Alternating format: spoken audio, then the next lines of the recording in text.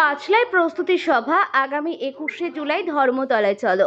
পাঁচলার বিধায়ক গুলশান মল্লিকের নেতৃত্বে পাঁচলা কেন্দ্র তৃণমূল কংগ্রেস কমিটি কার্যালয়ে অনুষ্ঠিত হলো আগামী 21শে জুলাই ধর্মতলা চলো প্রস্তুতি সভা। এদিনের এই সভা অঞ্চল সভাপতিদেরকে নিয়ে এই প্রস্তুতি সভাটি করা হয়। এদিন এই প্রস্তুতি সভা থেকে বিধায়ক গুলশান মল্লিক বলেন, যদি কোনো জায়গা থেকে বেশি লোক যায় সেটা হবে পাঁচলা থেকে। বিস্তারিত জানতে দেখতে থাকুন পাঁচলা টিভি।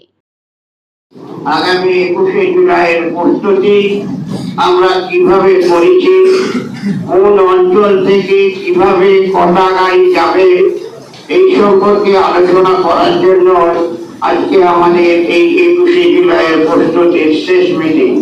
এবার কিছু কিছু অঞ্চল আজকেও মিটিং করছে, অঞ্চল ভিত্তিক করুন এই সম্পর্কে আলোচনা। পাঁচলা যেভাবে প্রতি বছরে যায় এবার তার থেকে বেশি হবে। কতটা বেশি হবে এক সপ্তাহ বাকি আছে, তো এখন কত বাড়বে সেটা বাড়বে, তবে কমবে না। সবসময় 130, 35, 40 যায়। এবারে আশা করি তো 160-70 গাড়ি চলে যাবে এবং বাইক প্রচুর যাবে। বাইক আমাদের 6-5 বাইক যাবে। বাইকেই তো দুজন করে চলে গেলে সেখানে 1000 লোক চলে যাবে। বাইক প্রচুর যাবে, এটা মিছিলের মতো বাইক যাবে। আগামী 21শে জুলাই ধর্মতলায় চলো পশ্চিমবঙ্গ রাজ্যের বিভিন্ন জায়গায় প্রস্তুতি সভা চলছে চূড়ান্ত পর্যায়ে। সেরকমই আজকে এই পাঁচলার আপনার এখানে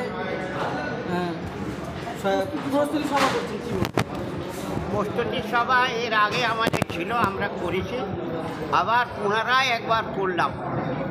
এই শেষের দিকে আমরা প্রস্তুতি আমাদের কতটা হয়েছে, কত গাড়ি করেছে, কীভাবে যাওয়া হয় সেই সম্পর্কে আজকে আলোচনার জন্য আমাদের কর্মীদের লিডারদের ডাকা হয়েছিল।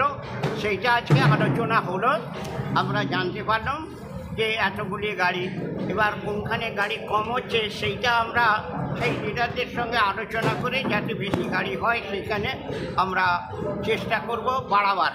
সেই জন্যই আজকে এই প্রস্তুতি সভা ডাকা।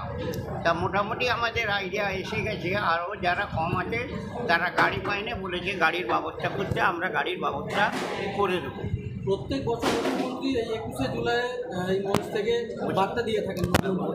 এটা তো ঐতিহাসিক দিন, সেই শহীদদের স্মরণে।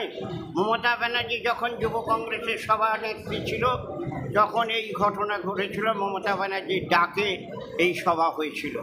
সেই জন্যেই মমতা ব্যানার্জি আজকে তৃণমূল কংগ্রেস গড়ার পরেও সেই দিনটাকে স্মরণ রেখেছে। কংগ্রেস কিন্তু স্মরণ রাখেনি, মনেও রাখেনি। আজকে মমতা ব্যানার্জি সেইটা মনে রেখে আজকে তৃণমূল কর্মীদের কাছে সেই বার্তা দিয়েছে। প্রতি বছরই বার্তা দেয়, এবছরও বার্তা দিয়েছে ঐতিহাসিক জমায়েত করতে হবে। আমরাও তৃণমূলের কর্মী হিসাবে, মমতা ব্যানার্জির সৈনিক হিসাবে আমরাও চেষ্টা করছি যাতে বেশি লোক জমায়েত হয়, সেই চেষ্টা আমরা করছি। সামনে বিধানসভা আর তার আগে এবারে 21শে জুলাই। সামনে বিধানসভা এখন অনেক বাকি আছে। বিধানসভায় আমাদের নেত্রী মমতা ব্যানার্জি আছে। মমতা ব্যানার্জি যেভাবে নির্দেশ দেবে, যেভাবে আমাদের বলবে, সেইভাবে আমরা মমতা ব্যানার্জির কর্মী হিসাবে, আমরা অভিষেক ব্যানার্জির কর্মী হিসাবে আমরা কাজ করব। পাঁচলাবাসীর উদ্দেশ্যে আপনি কী বার্তা দেবেন? সেই সময় আসুক না, সেই সময় আসলে বার্তা ঠিক পৌঁছে যাবে।